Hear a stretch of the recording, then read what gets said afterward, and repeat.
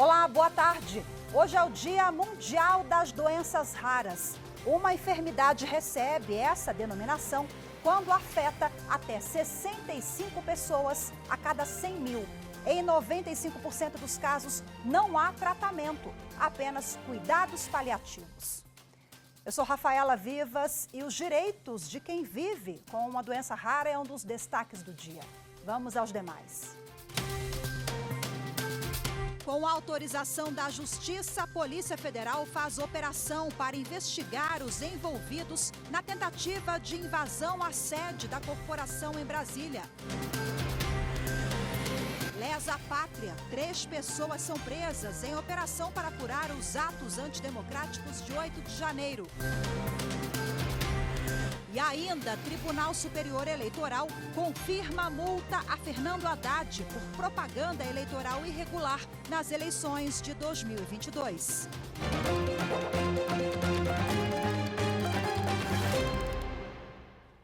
O ministro Alexandre de Moraes, do Supremo Tribunal Federal, autorizou mais uma fase da operação contra os envolvidos no ataque ao edifício sede da Polícia Federal em Brasília. Anderson Arcoverde tem os detalhes. O ministro Alexandre de Moraes autorizou o cumprimento de mandados de busca e apreensão em Rondônia, São Paulo e no Distrito Federal. Essa é a segunda fase da Operação Nero para identificar e prender os envolvidos na tentativa de invasão ao edifício sede da Polícia Federal em Brasília. O ataque ocorreu no dia 12 de dezembro de 2022. Parte dos suspeitos estava acampada no quartel-general do Exército, no setor militar. Eles tentaram invadir o prédio para resgatar o integrante do grupo que havia sido preso. A polícia reagiu e, após ter o ataque frustrado, o grupo deu início a uma série de atos de vandalismo, com depredação de uma delegacia da Polícia Civil e incêndios em ônibus e carros de particulares. E o ministro Alexandre de Moraes também autorizou o cumprimento de mandados judiciais em mais uma fase da Operação Lesa Pátria, que apura os atos antidemocráticos do dia 8 de janeiro. Evne Araújo tem os detalhes. Ao todo, estão sendo cumpridos 34 mandados judiciais, 24 de busca e apreensão, 3 de prisão preventiva e 7 de monitoramento eletrônico, todos expedidos pelo Supremo Tribunal Federal. As ações ocorreram no Rio Grande do Sul, Minas Gerais, Tocantins, Paraná, Mato Grosso do Sul, São Paulo, Espírito Santo e Distrito Federal. Além dos mandados judiciais, foi determinada ainda a indisponibilidade de bens, ativos e valores dos investigados. A Polícia Federal estima que a quantia dos danos causados ao patrimônio público possa chegar a 40 milhões de reais. Entre os alvos presos estão Joveci Xavier de Andrade e Adalto Lúcio Mesquita, sócios de uma rede de supermercados. Eles são apontados como financiadores do acampamento em frente ao quartel-general do Exército, que durou quase 3 meses. A defesa dos empresários disse em nota que ainda não obteve acesso à decisão do STF que determinou a prisão, mas reiterou o compromisso de ambos em esclarecer os fatos.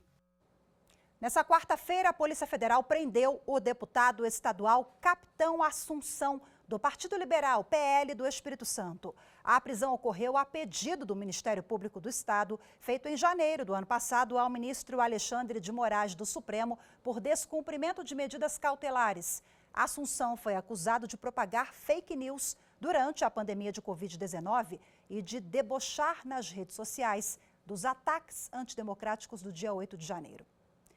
Capitão Assunção prestou depoimento e depois ele fez exames de corpo de delito no IML de Vitória. Em seguida foi para o quartel da Polícia Militar, onde passou pela corregedoria da corporação.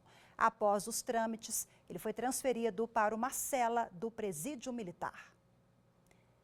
7 dos 11 ministros do Supremo Tribunal Federal já votaram no plenário virtual para que seja reconhecida a repercussão geral em ação sobre vínculo entre motoristas e aplicativos. O prazo do julgamento termina nesta sexta-feira. As informações com Rossini Gomes. Na Justiça do Trabalho, o caso concreto que discute a natureza jurídica da relação entre o motorista e a Uber foi julgado de forma favorável ao trabalhador. Na origem, o pedido de vínculo foi considerado improcedente, mas o motorista entrou com recurso, que foi aceito pelo TRT da Primeira Região. Além de reconhecer o vínculo, o tribunal condenou a Uber a pagar as verbas trabalhistas. A ação foi levada ao TST pela empresa. A Corte Trabalhista manteve a condenação da segunda instância, apenas excluindo a condenação ao pagamento de indenização por danos extrapatrimoniais. O caso chegou então ao STF por uma ação da plataforma. O pedido de recuperação geral foi feito pela Procuradoria-Geral da República, em nome da Segurança Jurídica, já que até maio do ano passado, 17 mil processos desse tipo chegaram à Justiça do Trabalho. O Superior Tribunal Militar deve julgar hoje um recurso de 8 militares do Exército que contestam as condenações pelos homicídios do músico Evaldo Santos e do catador de recicláveis Luciano Macedo. O crime ocorreu em abril de 2019, durante uma abordagem militar na zona norte do Rio de Janeiro. Acompanhe na reportagem de Carolina Chaves. Os réus foram condenados pela morte do músico Evaldo Santos e de Luciano Macedo. Evaldo dirigia e levava a mulher e o filho de 7 anos para um chá de bebê, quando o carro foi atacado pelos militares que teriam confundido o veículo com um de bandidos. Dos 62 tiros contra o veículo, 8 atingiram o músico, que faleceu na hora. Luciano Macedo, que trabalhava catando recicláveis na rua, foi socorrer a família e também foi atingido. Macedo morreu no hospital. No STM, 8 militares questionam as penas dadas pela primeira auditoria da primeira circunscrição judiciária militar em outubro de 2021. Entre os militares condenados são o tenente Ítalo da Silva Nunes, que chefiava a ação. Ele foi condenado a 31 anos e 6 meses de prisão. Os outros 7 militares foram condenados a 28 anos de prisão. 4 militares que estavam na operação foram absolvidos, porque não fizeram disparos.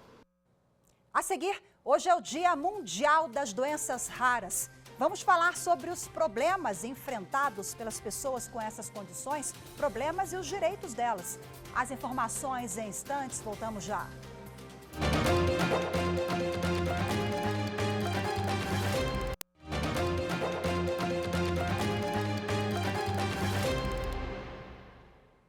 O dia 29 de fevereiro é raro, ocorre a cada 4 anos. E por isso mesmo, a data foi escolhida para chamar atenção para uma causa muito importante: o apoio às pessoas que têm doenças raras. Nos anos não bissextos, o Dia Mundial das Doenças Raras é celebrado em 28 de fevereiro. Muda a data, mas o objetivo continua o mesmo: buscar tratamento e assistência a essa parcela da população. Os repórteres Evne Araújo e Leonardo Ferreira registraram um pouco da luta de quem enfrenta uma doença rara. Vamos acompanhar. Esse menino sorridente que gosta de ler, de música, de andar de bicicleta e fazer gracinha em frente às câmeras é o Theo, de 5 anos. Alisson conta que o filho foi bem acompanhado no pré-natal, sem qualquer indicativo ou suspeita de doença genética. Mas, na hora do parto, tudo que havia sido programado até ali tomou um rumo diferente. A partir do parto ali, do período do nascimento dele, com placenta calcificada, sofrimento no útero, e aí dali em diante começou uma saga muito difícil para ele, de UTI neonatal de quase um mês. A saúde do Theo piorava a cada dia, com episódios de convulsão, coração acelerado e dificuldade para respirar. Foram 3 meses de muitas dúvidas e incertezas. 90 dias para receber o diagnóstico de um exame detalhado que a família fez em São Paulo. Segundo Alisson, entre as doenças raras, a do Theo é ainda mais incomum: deleção cromossômica 13q14. Pouco mais de 60 mil crianças no mundo todo tiveram registros dela. Essa doença, ela afeta ele no quesito desenvolvimento dentro da, não sei se é a palavra correta, da cronologia correta ali da idade dele.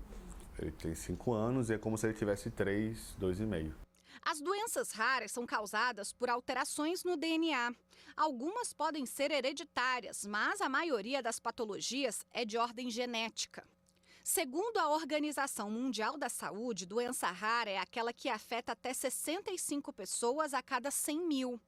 Cerca de 80% dessas enfermidades são genéticas e os outros 20% podem ser causados de maneira degenerativa, infecciosa ou viral. 7 mil doenças raras são reconhecidas pela literatura médica e, para 95% dos casos, não há tratamento, apenas cuidados paliativos e serviços de reabilitação. A geneticista Maria Tereza Rosa afirma que um acompanhamento contínuo pode melhorar a qualidade de vida dos pacientes. As doenças raras são doenças crônicas, complexas, que requerem atenção e acompanhamento especializados. E esse acompanhamento tem que ser contínuo e levando em consideração as necessidades individuais do paciente. O diagnóstico precoce aumenta as possibilidades de tratamento.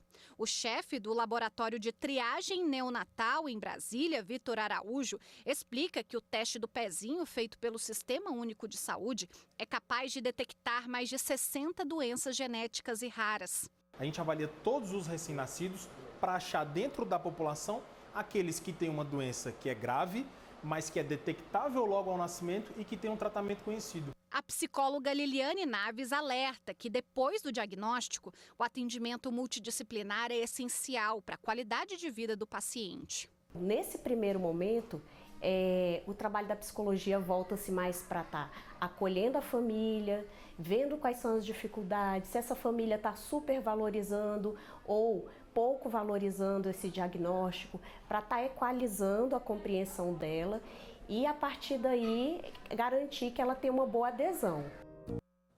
E agora, para a gente falar mais sobre os direitos das pessoas com doenças raras, eu recebo aqui no estúdio da TV Justiça a presidente da Comissão em Defesa das Pessoas com Doenças Crônicas e Complexas Raras da OAB, a OAB, a seção aqui do DF, Distrito Federal. Doutora Vanessa Medeiros, seja muito bem-vinda. Boa tarde. Boa tarde. Agradeço aqui essa oportunidade, né? Estamos aqui chegando no Dia das Doenças Raras e nós temos muitas demandas, muito trabalho. Agora, quais são os direitos? Temos muitos direitos também? E aí, muito trabalho para fazer com que esses direitos sejam garantidos, de fato?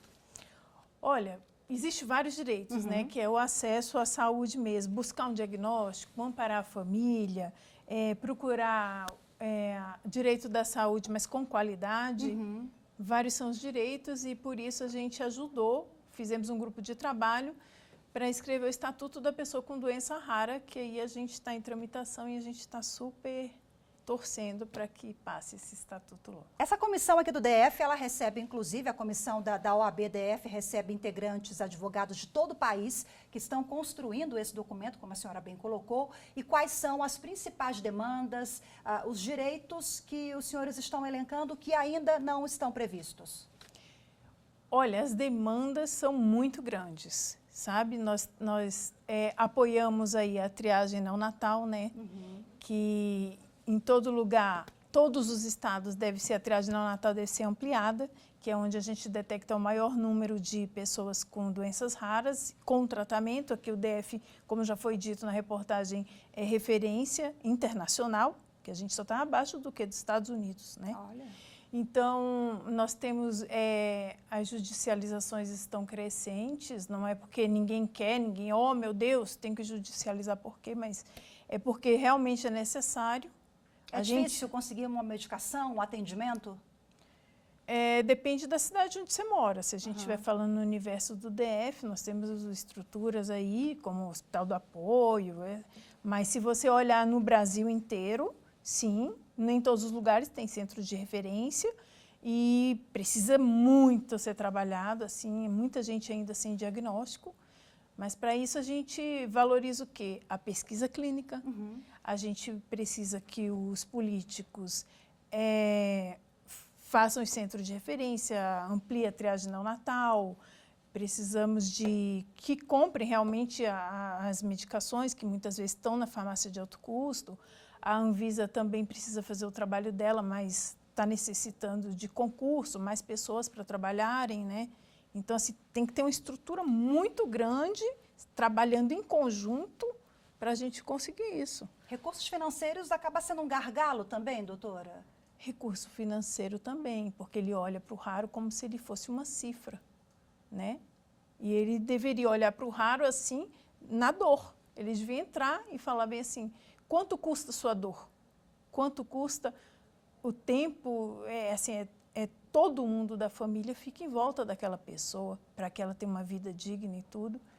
E a gente, quanto custa isso, né? Então, medicamento não pode ser olhado para a pessoa apenas com isso. Nós temos recursos, sim. Doutora Vanessa, o fortalecimento de centros de referência seria uma ferramenta importantíssima, inclusive, para o geneticista, né, que geralmente é o médico quem detecta essa doença e faz a avaliação. Então, o fortalecimento desses centros, a gente iria alcançar também um diagnóstico mais rápido, porque hoje é muito demorado. Então, a valorização da especialidade do geneticista e do pesquisador tem que ser assim agarrado com toda a força pelos nossos políticos. Nós temos que ter contratação e são poucos especialistas nessa área para o tamanho do Brasil. Então, realmente...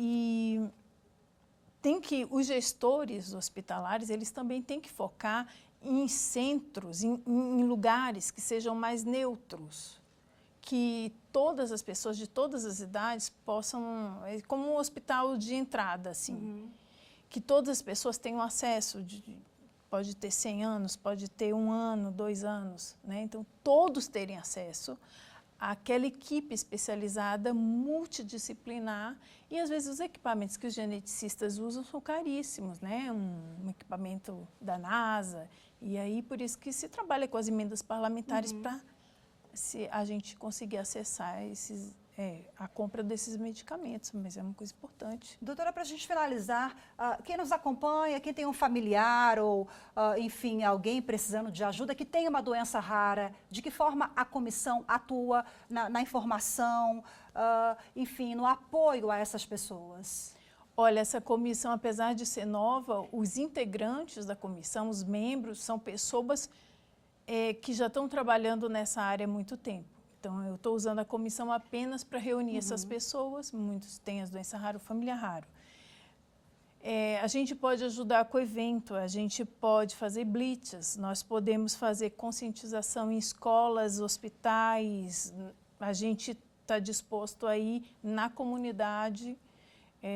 Às vezes a carência é de uma informação, né? Onde procurar, o que fazer, quais os meus direitos. Quais os seus direitos, só é acessar o ABDF, pedir o telefone, falar qual é a demanda dela, pode ser de uma fiscalização, de uma blitz, de um comunicado, de um evento que ela queira fazer, e aí a gente está disposto a ajudá-los dessa forma. Perfeito, doutora, muito obrigada, parabéns pelo trabalho de vocês na comissão, viu? Então, informações é só procurar no site de busca a comissão aqui da OAB-DF, que cuida das doenças raras, dos direitos dessas pessoas. Boa tarde para a senhora, até a próxima. Obrigada, querida.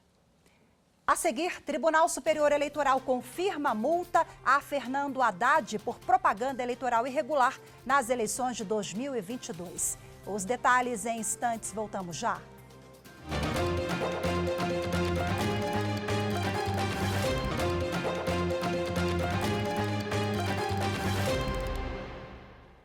O Tribunal Superior Eleitoral manteve a multa de R$10 mil a Fernando Haddad por propaganda eleitoral irregular nas eleições de 2022. À época, ele era candidato ao governo de São Paulo. As informações com a repórter Carolina Chaves.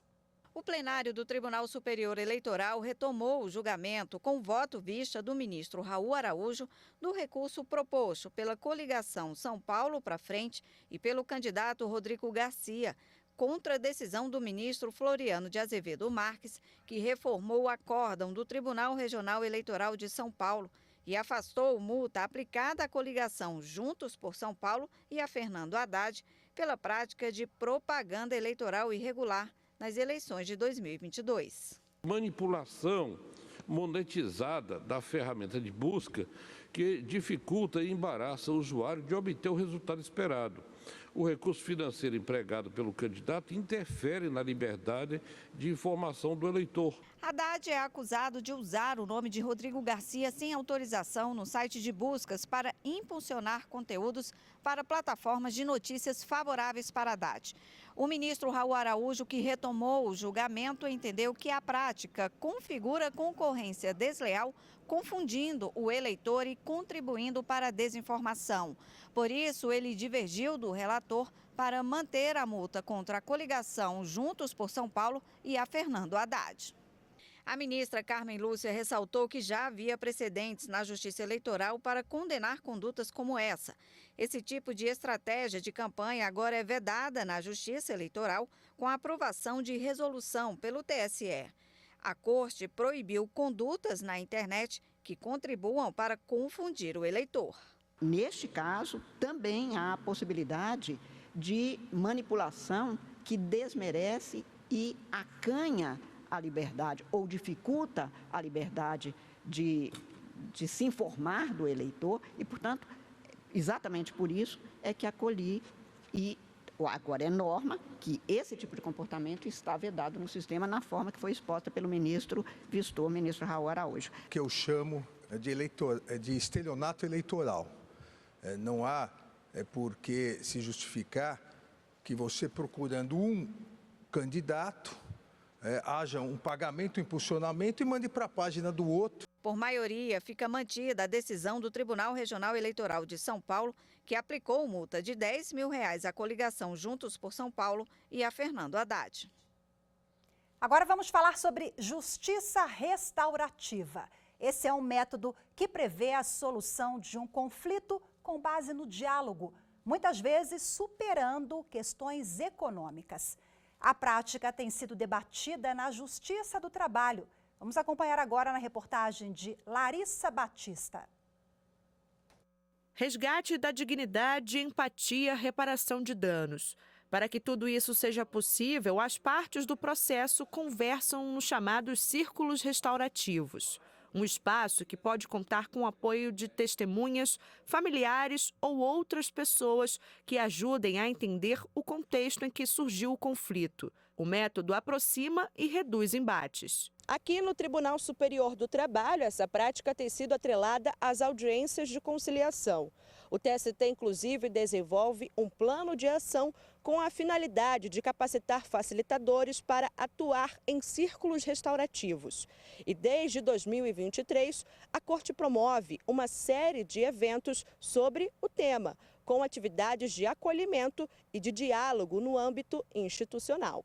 Uma das iniciativas foi o Seminário Justiça Restaurativa, um caminho para a construção de ambientes de trabalho justos e equitativos. O encontro teve como público-alvo os profissionais que atuam na Justiça do Trabalho. O diretor do Centro de Formação e Aperfeiçoamento de Assessores e Servidores do TST, ministro Cláudio Brandão, lembrou da própria experiência como juiz de primeiro grau, para mostrar a importância de se conhecer o contexto em que se formou o conflito trabalhista. Muitas vezes nós enfrentávamos conflitos nas tentativas de conciliação que nada tinham de jurídico e apenas tinha o desejo de expressar a indignação frente ao desrespeito praticado numa relação que, sobretudo, é humana. O único impasse que restava não era econômico, era a vontade que tinha o empregado de dizer ao empregador o quanto ele havia sido desrespeitado. A juíza auxiliar do Conselho Superior da Justiça do Trabalho, Patrícia Maeda, reforçou que o tema é debatido desde 2016 no Poder Judiciário, devido à resolução número 225 do Conselho Nacional de Justiça. A magistrada destacou ainda que a Justiça do Trabalho adota diversas ações para ampliar a prática da justiça restaurativa. A gente tem alguns passos já definidos, a gente quer a sensibilização, a capacitação e a formação, né, lá na frente de facilitadores na Justiça do Trabalho. A justiça restaurativa não pretende prevenir conflitos, porque conflitos são importantes numa sociedade democrática, né? O autoritarismo, ele ele evita o conflito, né? Porque é uma expressão de força. Os conflitos são benéficos, porque eles nos impelem a pensar, a conhecer, a avançar. Mas eles precisam de um tratamento. A desembargadora do Tribunal Regional do Trabalho da Terceira Região em Minas Gerais, Adriana Orsini, explicou casos em que a justiça restaurativa pode ser aplicada pela Justiça do Trabalho. A gente tem visto muito etarismo, gente, nos processos. Na época da pandemia, determinados empregadores escolheram as pessoas mais velhas para serem mandadas embora. Por quê? Porque o salário era mais alto e pressupunha que ela já tinha uma aposentadoria, então que ela podia ser descartada.